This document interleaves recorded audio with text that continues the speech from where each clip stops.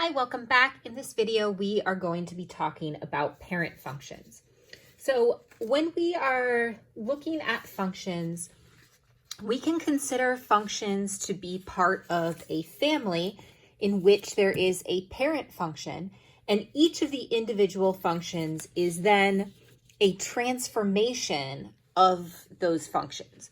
So here I have three examples of parent functions. I have a line, which has a parent function of y is equal to x, an absolute value function, which has a parent function of y is equal to the absolute value of x, and a quadratic function, which has the parent function of y is equal to x squared.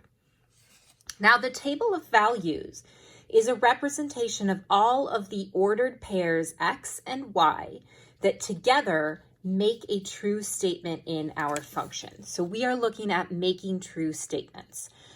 The graph, the picture that goes along with our functions, is a visual representation of all of the ordered pairs, x and y values that go together to make a true statement. So if I have an x value of -1, a y value of -1 will make my parent function y equals x a true statement, and that would be graphed. So the picture of absolute value looks like a V, which means the values of y that will make a true statement for values of x are going to look like a V. Beyond that, just that it looks like a V, this is actually going to be symmetrical. So I could fold this in half and it would lay on top of each other. The point about which it is symmetrical, we are going to call the vertex. So the vertex is this special point that doesn't have a partner, but if I draw the perpendicular or the vertical line through that and fold along that vertical line, I have symmetry. A quadratic function looks kind of like a U. It is y is equal to x squared. It is also a symmetrical function. So the picture, the visual representation of the ordered pairs that make a true statement follow this almost U shape. It's symmetrical, and again, I have a vertex, and it's actually symmetrical in the same way that the absolute value is symmetrical. So the absolute value function and the quadratic function have a lot of similarities in their parent function. So their parent function each has a vertex, and then they are symmetrical.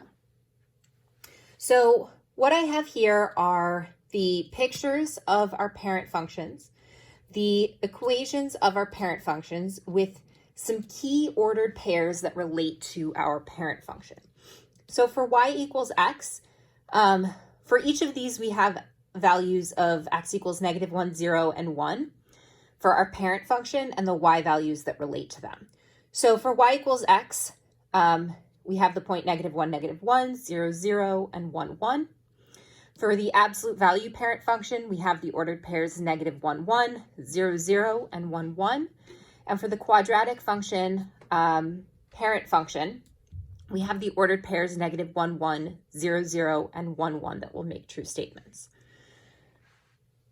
Our transformed functions are going to be written with some key values in here, a, h, and k, that will change depending on what our transformations are. And they're going to appear a little bit different in each of the families of functions. It's the same pattern that they will follow. So the h will be inside the function, the a will be multiplied by the function, and k will be added to the function.